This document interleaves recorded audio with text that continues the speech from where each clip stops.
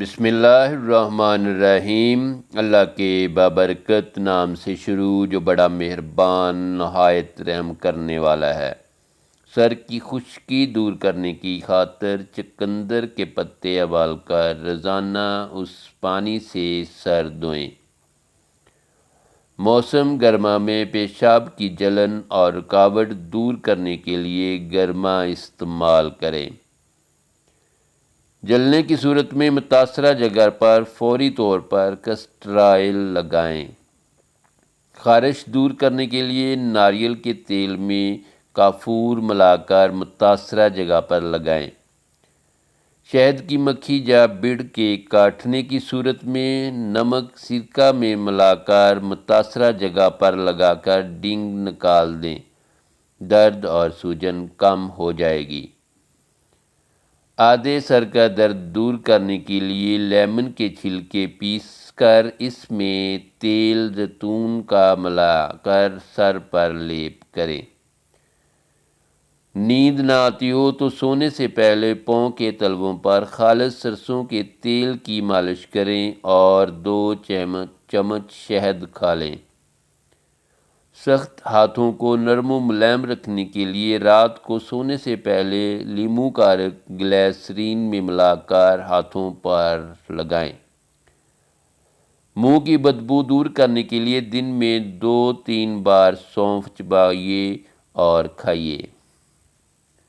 آواز بیٹھ جائے تو 1 گلاس پانی میں 2 چمچ سونف ڈال کر ہلکی آنچ پر پکائیں۔ جب ایک ابال آ جائے تو پانی ٹھنڈا کر کے پی لیجیے۔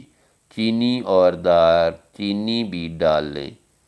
اس قہوے کو دن میں 2-3 بار استعمال کریں۔ جسم میں کسی جگہ کانٹا چبھ جائے تو تھوڑا سا گڑ لے کر اس میں پیاز کاٹ کر ملائیں اور متاثرہ جگہ باندھ دیں، کانٹا خود بخود نکل جائے گا۔ پاؤں کے چھالے دور کرنے کے لیے رات سوتے وقت آبلے پر انڈے کی سفیدی لگا لیں۔ لو لگنے کی صورت میں پیاز کا رس، لیموں اور تھوڑا سا نمک ڈال کر پیجیے۔ چھوٹے بچوں میں کھانسی ختم کرنے کے لیے تھوڑی سی کالی مرچ، الائچی پیس کر شہد کے آدھے چمچ میں ملا کر صبح و شام دیں۔ چہرے کی جریاں دور کرنے کے لیے 100 گرام عرق گلاب، 15 گرام روغن بادام اور 15 گرام پھٹکڑی لے کر 4 انڈوں کی سفیدی ملا کر ہلکی آنچ پر پکائیں۔ جب امیزہ یکجان ہو جائے تو اتار لیں۔ سوتے وقت اس سے چہرے کی مالش کریں۔